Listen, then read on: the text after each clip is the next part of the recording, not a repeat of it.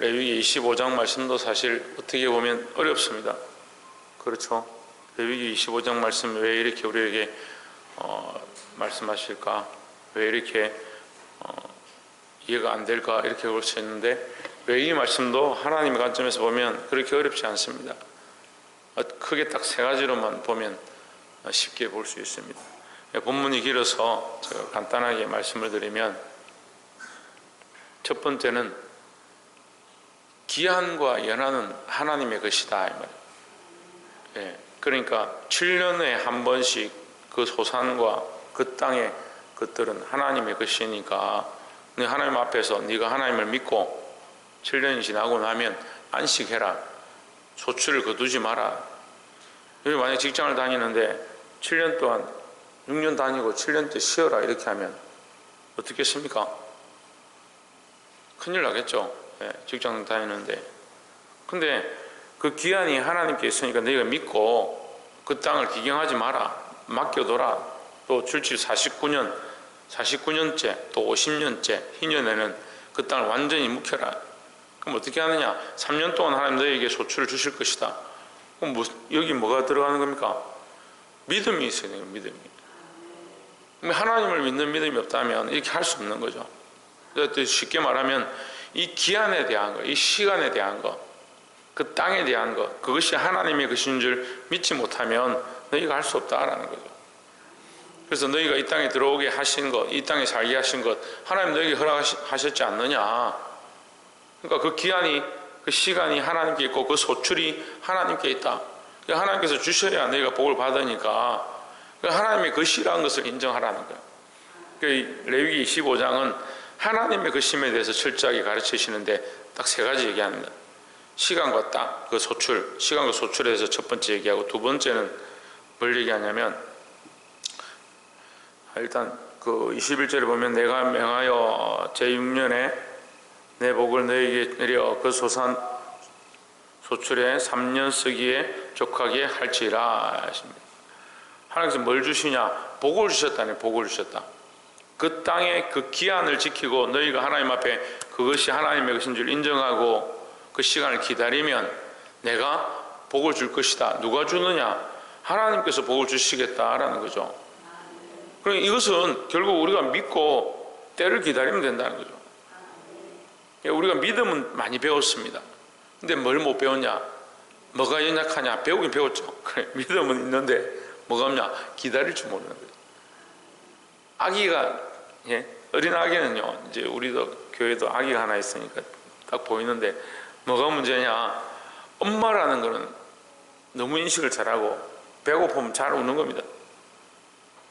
근데 뭘 잘못합니까? 잘 못 기다리는 겁니다. 아무리 엄마 품에 있어도요, 배가 고프면 울어요. 그러니까 우리가 믿음이 있다 하면서 뭘 못하냐? 잘 못 기다리는 겁니다. 그래서 믿음은 인내를 요청하게 되어 있습니다. 하나님 앞에 믿음이 있다는 사람들은 그 찰나의 믿음을 가지는 게 아니라 믿음은 인내한다. 언제까지 인내하느냐? 주님 다시 오실 때까지 인내할 수 있어야 되는 거예요. 그러니까 문제는 인내가 없으니까 믿는다 하는데 그 믿음이 있는지 없는지를 모르겠는 거예요. 주님께서 내가 올 때에 이렇게 했으니까 올 때에는 뭡니까? 찰나를 얘기하는 게 아니라 너희가 지금 믿고 있는 이 믿음, 네가 지금 이렇게 말하고 있는 이 믿음을 내가 다시 올 때에 보겠느냐? 그러면 뭐예요? 그때까지 믿음을 지키겠느냐는 거죠. 그 우리가 이 시간을 하나님께 드린다 하면 믿음을 가지고 기다리는 겁니다. 그렇게 하는 자에게 하나님 뭐 하시겠다? 내가 복을 주겠다라는 거죠. 이 복은 소출을 얘기하는 겁니다. 그러니까 시간도 하나님의 것이고 복을 주시는 것도 하나님의 것이다. 특별히 뭐라고 합니까? 내 복이다. 우리가 받는 복들, 우리가 받고 있는 소출들, 우리가 먹고 있는 것들, 우리가 받고 있는 것들이 나의 것이 아니고 하나님이 우리에게 주신 복이다라는 거죠. 하나님이 주셨음에 대한 개념이 없으니까 결국 뭐가 없는 겁니까? 믿음이 없는 겁니다. 믿음이 있는 사람들은 딱 태도가 뭐가 바뀝니까? 이게 하나님이 주신 것이다. 믿음 있는 사람들은 생명을 보존해도 하나님의 은혜다.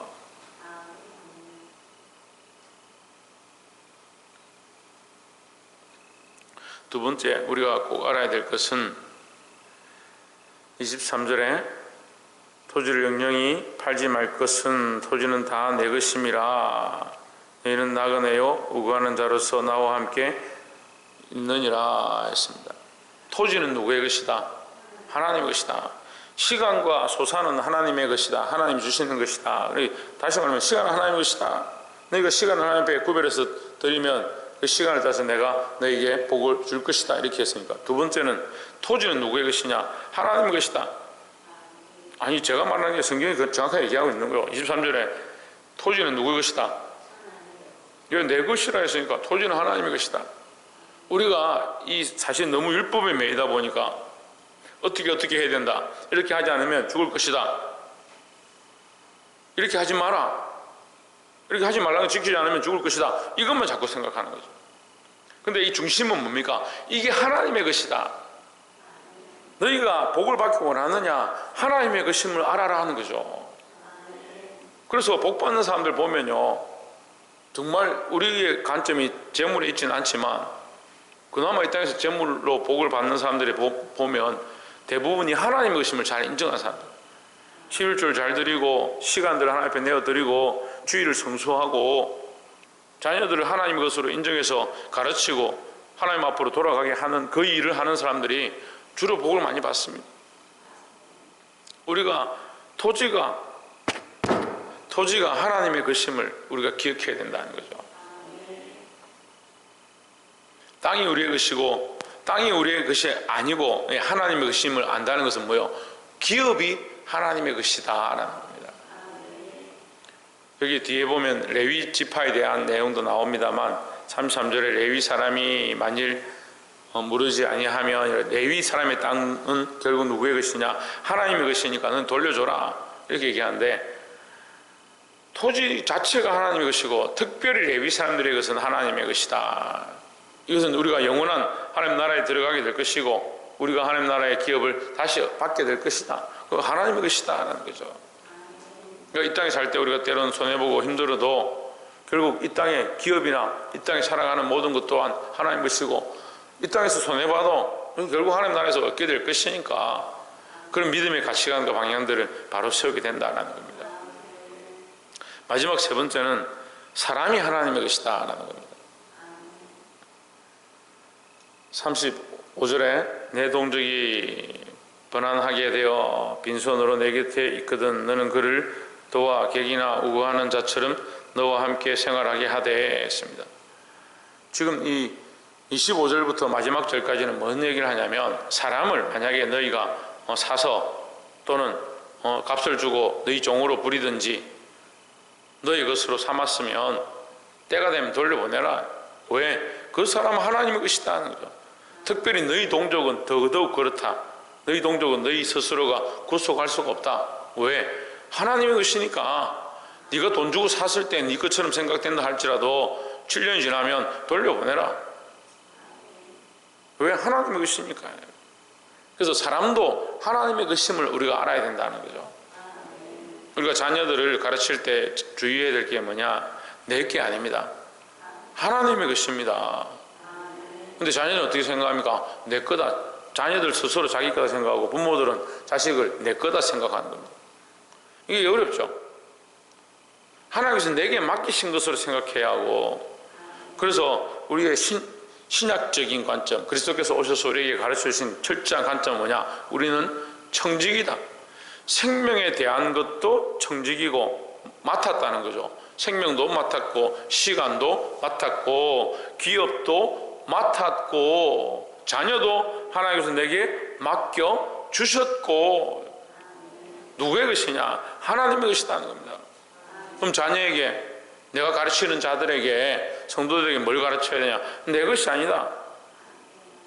교회의 문제는 뭐냐면요, 자꾸 교인들을 소속시키고 그 교인이 하나님의 것임을 가르쳐야 되는데 교회의 어떤 조직의 한 부분인 것처럼 가르치고 목사의 종처럼 가르치고, 그게 아닙니다.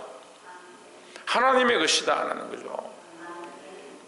내가 가르치는 자녀들, 내가 가르치는 순원들이나 성도들이나 마찬가지로 내 것이 아니고 하나님의 것임을 가르치고 그들이 하나님의 백성으로 하나님의 자녀로 바르게 양육되어지고 자라갈 수 있도록 말씀으로 이끄는 것이 우리가 해야 될 일이다라는 겁니다.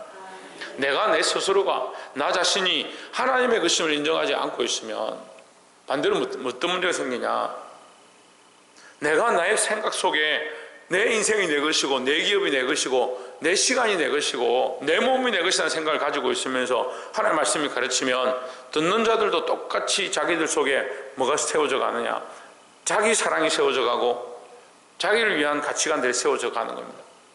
이게 너무 힘들어요. 교사들을 세우고 순장들을 세우고 말씀을 가르치고 자기 사랑을 내려놓는 것을 계속 가르칩니다. 근데 그게 잘 안 되는 거예요. 근데 그 사람들이 가서 아이들을 가르칩니다. 수능들을 가르치고 학생들을 가르치고 어린이들을 가르칩니다. 결국 어떤 혼란이 닥치고 어려움이 닥치면 교사들이, 선생들이 교회를 떠납니다. 세워진 자가, 가르치는 자가, 심지어는 목회자가 사건 목자가 돼서 자기 먹고 사는 것을 위해서 그 일을 하고 있고 자기 명예를 위해서 하고 있고 자기 입장을 위해서 하고 있으니까 이것이 하나님의 것이라는 관점이 없으니까 철저하게 지금 우리에게 가르쳐 주는 겁니다. 땅도 하나님의 것이고 시간도 하나님의 것이고 소출도 하나님의 것이고 생명도 하나님의 것이다.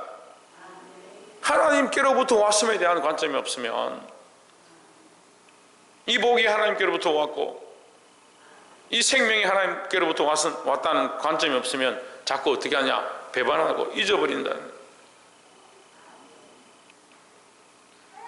우리 마지막에 55절 말씀에 보면 이스라엘 자손은 나의 품꾼이 됨이라. 그들은 내가 애굽 땅에서 인도하여 낸 나의 품꾼이요 나는 너희 하나님 여호와니라 했습니다.